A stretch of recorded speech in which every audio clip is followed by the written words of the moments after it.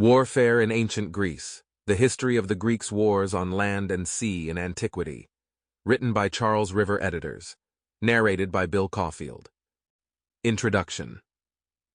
The walls of Sparta were its young men, and its borders the points of their spears. Attributed to King Agesilaos. In virtually all fields of human endeavor, Athens was so much at the forefront of dynamism and innovation that the products of its most brilliant minds remain not only influential, but entirely relevant to this day. In the field of medicine, the great physician Hippocrates not only advanced the practical knowledge of human anatomy and caregiving, but changed the entire face of the medical profession. The great philosophers of Athens, men like Aristotle, Socrates, and Plato, interrogated themselves with startling complexity about the nature of good and evil, questioned the existence of divinity, advocated intelligent design, and went so far as to argue that all life was composed of infinitesimal particles.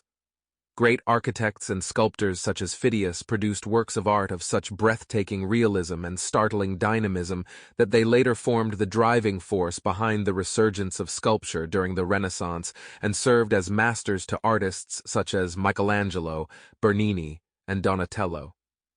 The plays of dramatists, such as Aristophanes, not only displayed an acerbic wit and a genius for political satire so pronounced that their works continue to be performed and topical to this day, and they served as the inspiration for virtually all playwrights from Shakespeare to the present day.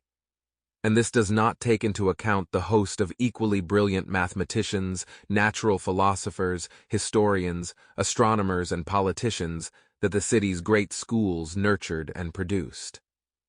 The flowering of Greek civilization was further made possible by an increase of trade between the cities and with other civilizations.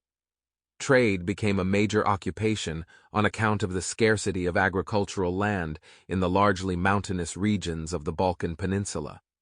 The polis of Athens, in particular, assumed economic dominance in the Aegean from the 6th century BC.